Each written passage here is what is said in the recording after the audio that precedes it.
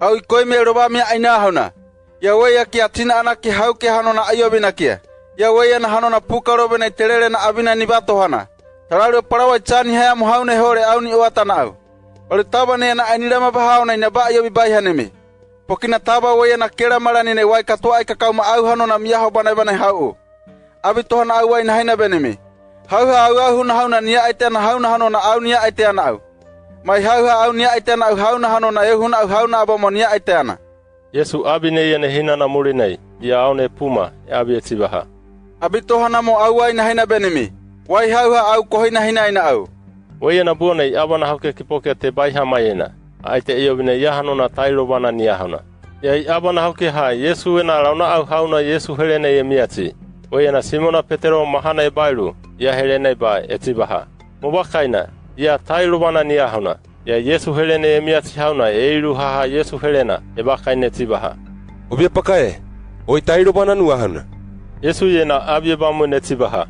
Parawa papana ororo ne kakai huna kabe na hauna iamo weyana. Ba Yesu hole parao ya ana, ororo auna ya kai huna ba Yuda e bena. Ya hanona Simona na hauna, Isakariote hauna. Bero ne Yuda parao ya ana ya na hanona, satani ya auna ye toto. Weya ne Yesu Yuda hina bene tibaha. Taba kubabai na hauna mbabai biaina. Weya kia anieni ekana itemiati haukia, Yesu Yuda wa hina bia hona hanona obona aite obo. Yuda hanona moni pute ne imana paunai. Baika te launa na Yesu ye hinabena taba tatua i tenua taya ina kia haukia ke kawana kia. Au taba baika uraru haukia ke bena kia. Yuda parawa puana papana ya ina heana mulinai, berona ye mikirie karahi. Ba weya na hanona abai rabi. Yuda e kamuri aunai, Yesu e abi etibaha.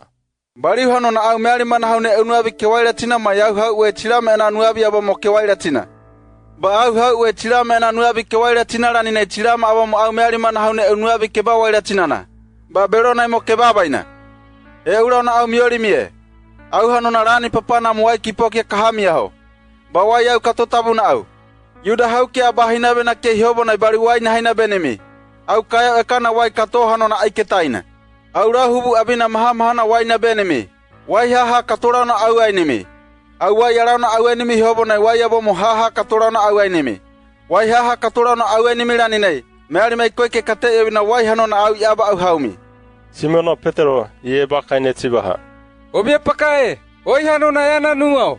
Yesu e abi etibaha. Au baru nya akana oi muri ue komai hanona aiketaina. A muri ai hanona muri ue komai. Petero e abi etibaha. Obie pakae, ahe mo buone bari muri mue ka au hanona aiketaina. Au hanona aba oru oi pa mue ka ari. Ba Yesu ye na abi ba mune tibaha. Oi au pa ue ko ari u. Abi tohana au oi na haina beni o. Kokoro au aiki arara baha au na oi rani ai hau au kobuni ai na au.